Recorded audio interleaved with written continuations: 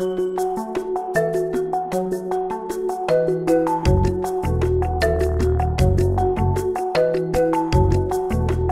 numéro 6 de la JLMB comprend 3 décisions en matière disciplinaire. Tout d'abord, 2 qui concernent les avocats, prononcées par le Conseil de discipline d'appel francophone et germanophone.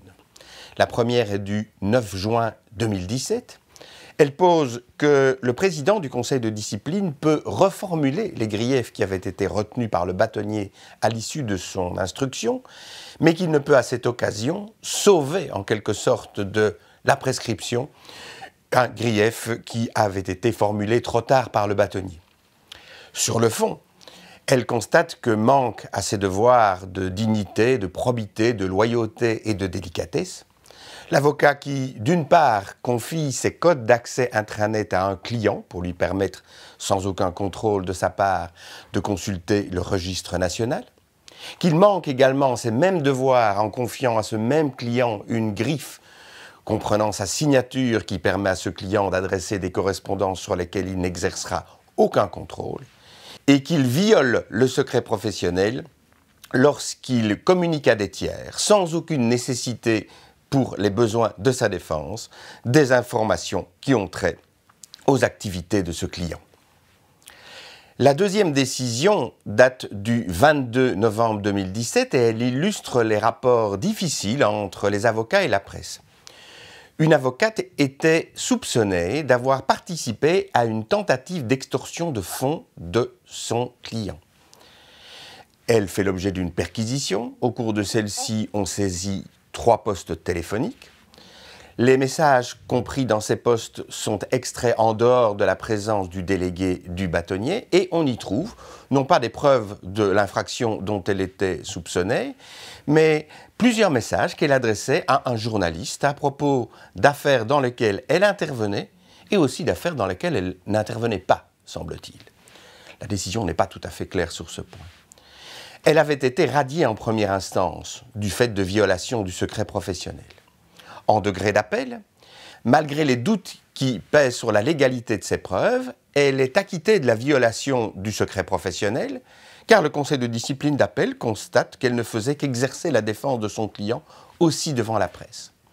En revanche, en communiquant des informations qui ne semblent absolument motivée que par un besoin de publicité personnelle à un journaliste à propos d'affaires dans lesquelles elle n'intervenait pas personnellement, elle manque aussi à ses devoirs de délicatesse, de loyauté et de dignité. La sanction est cependant considérablement réduite, suspension avec sursis. Un arrêt de la Cour d'appel de Mons du 7 novembre 2014 sanctionne, lui, un magistrat. Il s'agissait d'un juge de paix. On va constater que l'article 6, paragraphe 1 de la Convention européenne des droits de l'homme ne s'applique pas à ce type de procédure, mais que les principes généraux du droit disciplinaire comprennent à peu près les mêmes garanties.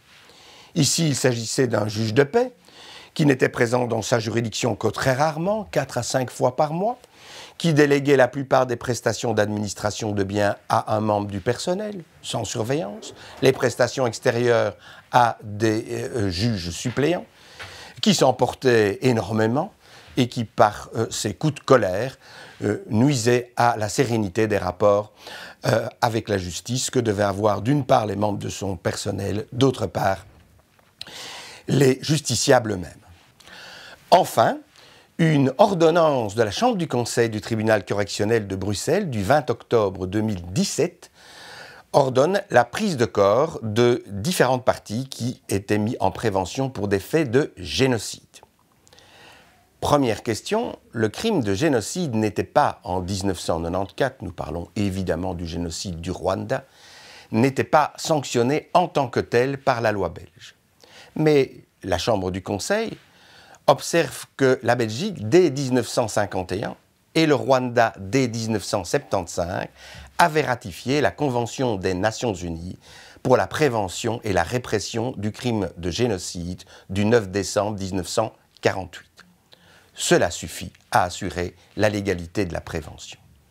Cette ordonnance est également intéressante en ce qu'elle fait, sous l'empire de la loi Pot-Pourri II, le départage entre la compétence du tribunal correctionnel et celle de la cour d'assises. en observant qu'il ne s'agit pas de scruter les mérites de l'une ou l'autre de ces juridictions, mais que le point de départage doit être trouvé en faveur de la cour d'assises dans ce cas-ci, d'une part en raison de la gravité de l'infraction, d'autre part en présence des caractéristiques procédurales de cette espèce où les témoignages allaient peser énormément, et aussi parce qu'il s'agissait d'un domaine dans lequel la Belgique a reconnu sa compétence universelle. Il s'agit d'états forts de la conscience qui justifient un renvoi devant la cour d'assises.